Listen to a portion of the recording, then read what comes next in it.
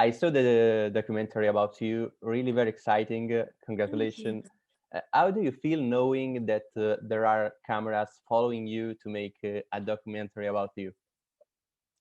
It was so weird and it was such a different experience. I said a couple times, like when we first started filming, the intention was not to get a whole entire documentary that span over like 16 months. We just thought it was going to be a couple weeks before I debut on SmackDown, and that ended up not being the case. So after a while, I got just like so comfortable with the cameras because it was like an every week thing. But it was just a cool experience, and I'm so grateful. I never thought I'd have a WWE documentary based off of my life. So it's so weird but cool, and I just appreciate all the support that I received from it. Your surname and of course your mother's is Daddio, which is Yes. this is very familiar here in Italy. Do you have Italian origins? Yes, my dad is Italian, and both of his parents came from Italy. My mom has some Italian in her, so yes, my dad is very, very, very Italian. My name actually changed, so it used to be like D apostrophe A D D Yeah. I O, and then when I guess we transitioned over here, we took out the apostrophe, and it's just Daddio. Have you any memories of Italy? No, no, no. I was born here, and I've been to Italy for WWE, and that was just very short time. I didn't really get to explore or see anything, but I loved being there, and it was super cool. So one day, I hope to go back and do a little bit more exploration and research, and see if I could find any of my Italian roots. Your first win at WrestleMania came in a one-off fan-free edition. How sorry did you feel about not having the fans around you, and how much do you miss them now? Oh, I miss the fans so much. We do this for the fans. So to not have them there, it makes it a little bit different, but we know there's still the millions of people watching it at home. So it's still special and it's still important.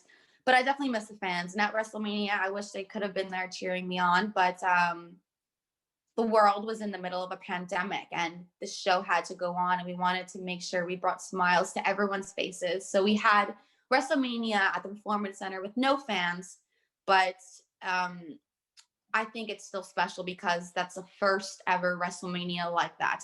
And people are going to be going back to that WrestleMania for years to come because it was the one WrestleMania where there's no audience. And I happened to beat Natalia and win my first WrestleMania match. So it's really cool. In the documentary about you, you're talking about a rare chance to rewrite history with the Riot Squad. How much have you changed since that stable debuted 3 years ago? Well, a lot has changed. Obviously, we're down one member, Sarah. Again, she's going to be a mom. So yeah, so all the things that we wanted to do as a team, we were no longer able to do. So now that we do have that second chance, Ruby and I, we're not taking it lightly at all. We know there's no time to really not take it seriously. We want to be champions. We want to be the WWE Women's Tag Team Champions. So it feels more serious and it feels more this time around because we may not have another chance. How much important was Sarah Logan in the Riot Squad, and do you think that one day she can came back to complete the stable again? I hope so. I hope so.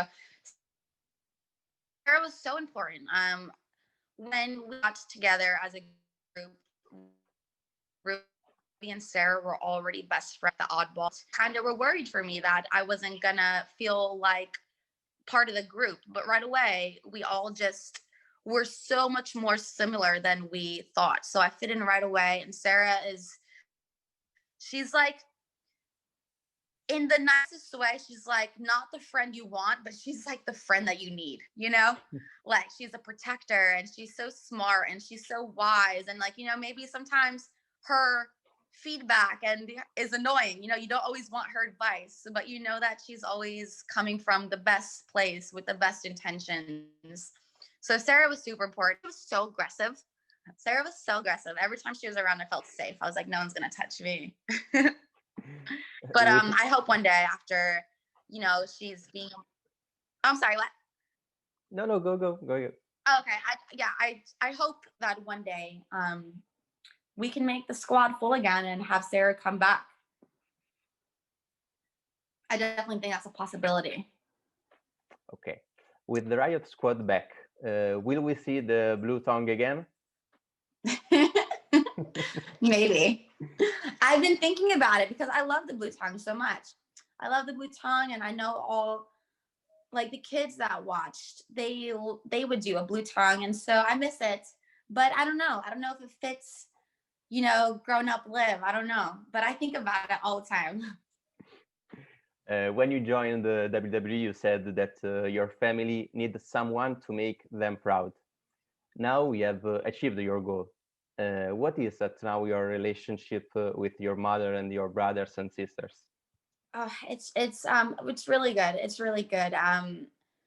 They're just so proud of me. They're so proud of me, and they can't believe, the past 6 years of my life, and they're just happy. They're just happy for me, and I'm so happy to have their support and to have them close by. They all like migrated from New Jersey and they followed me to Florida. So they're all here with me. It's been great. Liv Morgan is a WWE superstar, but also a sex symbol. Is this Oh. is this label a burden or a virtue?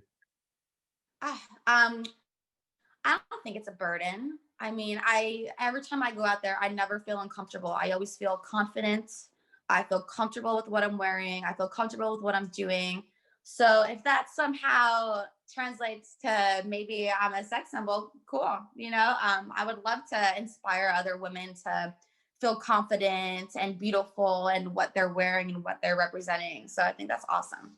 Not a burden. Okay.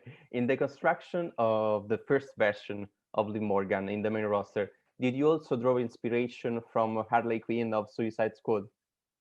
So I get that a lot because apparently, I guess we're a little bit similar. But I didn't watch Suicide Squad, and I wasn't a fan of Harley Quinn. I knew who she was, but I didn't watch any of her stuff. And then I just was kind of doing what I felt was like natural.